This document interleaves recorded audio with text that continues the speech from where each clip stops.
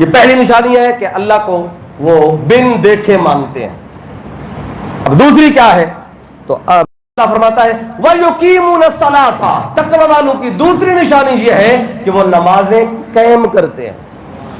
اب دیکھیں بندہ روزہ تو رکھ لے صبح سے لے کے غروب تک، نہ کھائے نہ پیے، لیکن نماز پڑھنے نہ جائے.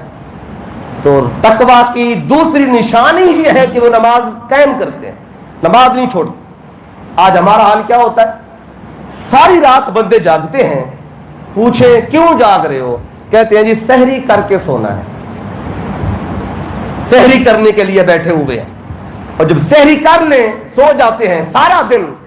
اب کہیں اٹھے، کہتے ہیں افطاری ٹائم اٹھنا ہے. رات ساری سوتے نہیں سحری کی وجہ سے، اور دن سارا اٹھتے نہیں افطاری کی وجہ سے. اب کہتے ہیں یہ روزہ ہے بھئی، یہ بھوک اور پیاس ہے. روزہ اس شے کا نام نہیں ہے. روزہ اللہ کی یاد اندر پیدا کرتا ہے، خوف پیدا کرتا ہے، نماز قائم کرنے کی طرف لے جاتا ہے. اور اگلی باتیں، یہ تو 2 باتیں ہوگی نا، ابھی 7 باتیں رہتی ہیں، دیکھتے جائیں. بندہ روزہ تو رکھے لیکن صرف جمعہ پڑھنے آئے اور باقی ہفتہ سارا کہ بس ٹھیک ہے جی روزہ تو رکھا ہوا ہے، اب نمازیں کیا پڑھنی ہے. تو روزہ اس کا مقصد تقوی ہے، اور تقوی کی دوسری جو صفت ہے وہ نماز کا قائم کرنا ہے. تو روزہ ہم سے تقاضا کرتا ہے نمازیں قائم کریں. اچھا، تیسرا تقاضا کیا ہے روزے کا؟ اللہ فرماتا ہے وَمِمَّا رَزَقْنَاهُمْ يُنْفِقُونَ.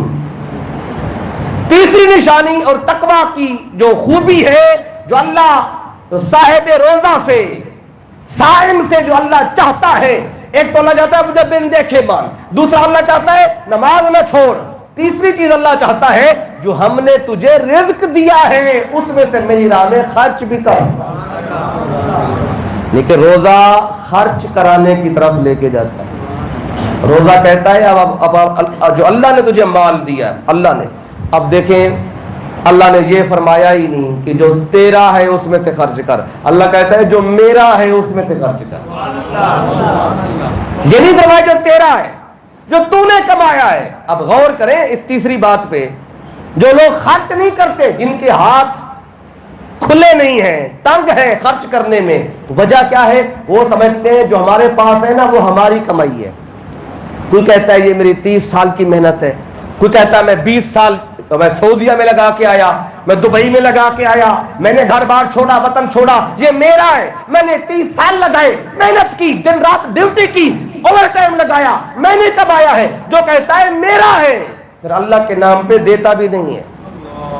تو اللہ نے تو بات ہی پہلی یہی کی ہے. قرآن کھولو، تجھے رزق کمانا ہے نا، ہاں بدے کمانا ہے. وہ عقیدہ کیا رکھنا ہے؟ وَمِمَّا رَزَقْنَاهُمْ، جو ہم نے تمہیں دیا ہے،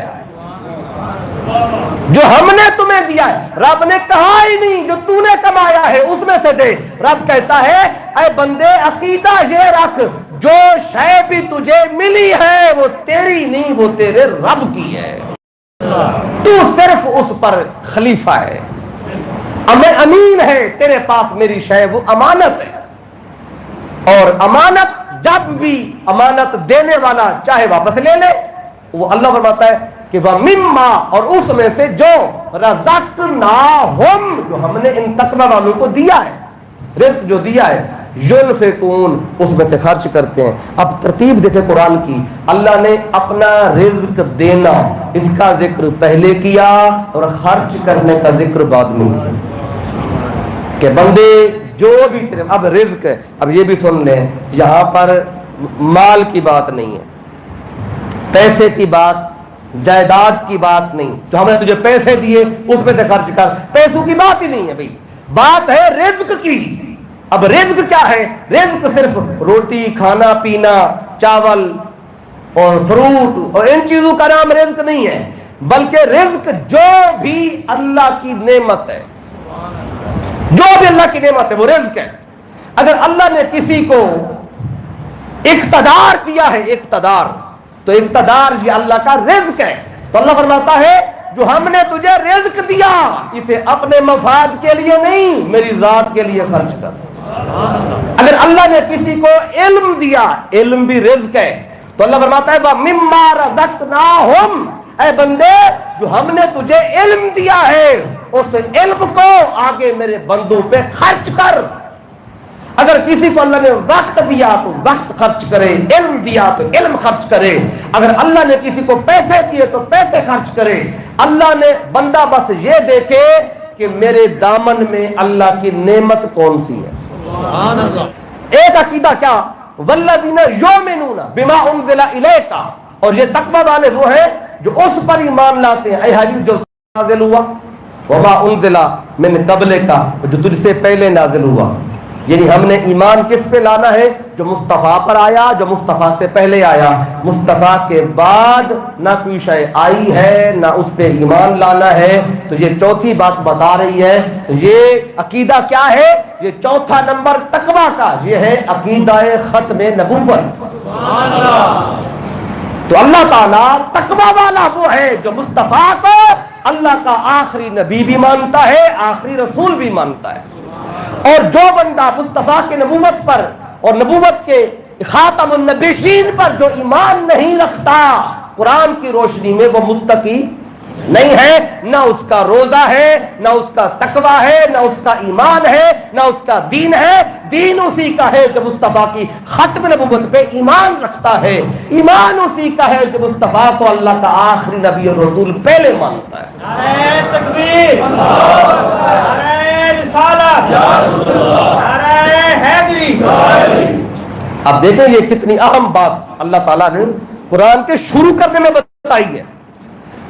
اگر کوئی نمازیں بھی پڑھے، حج بھی کرائے، روزے بھی رکھے، قرآن کی تلاوتیں بھی کرے، لیکن مصطفیٰ کی ختم نبوت پہ ایمان نہ رکھے، اس کا نہ دین ہے، نہ ایمان ہے، نہ اس کا کوئی عمل ہے، اللہ کو کوئی بھی شے اس کی قبول ہی نہیں ہے، سرے سے اس کے اندر تقویٰ نہیں ہے۔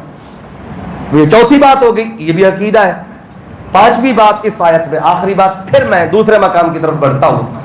تو پانچویں بات کیا ہے؟ اللہ فرماتا ہے وَبِالْآخِرَةِ هُمْ يُوقِنُونَ۔ پانچواں کام کیا ہے؟ تقویٰ والے وہ ہیں جو آخرت پر ایمان نہیں بلکہ یقین رکھتے ہیں۔ یعنی ایمان سے بھی اگلا درجہ ہے یقین کا۔ تو آپ بعض دفعہ کہتے ہیں میں یقین سے کہتا ہوں یہ بات ایسے ہے، یقیناً ایسے ہوا ہے۔ تو یقین کا لفظ تب بولتے جب اس میں کسی قسم کی تشکیک نہ ہو، کسی قسم کے کوئی ابہام نہ ہو۔ تو اللہ فرماتا ہے تقویٰ والے وہ ہیں جو جیسے مجھے بن دیکھے مانتے ہیں، اسی طرح قیامت کے دن کو بھی فقط مانتے نہیں، اس پہ یہ یقین رکھتے ہیں۔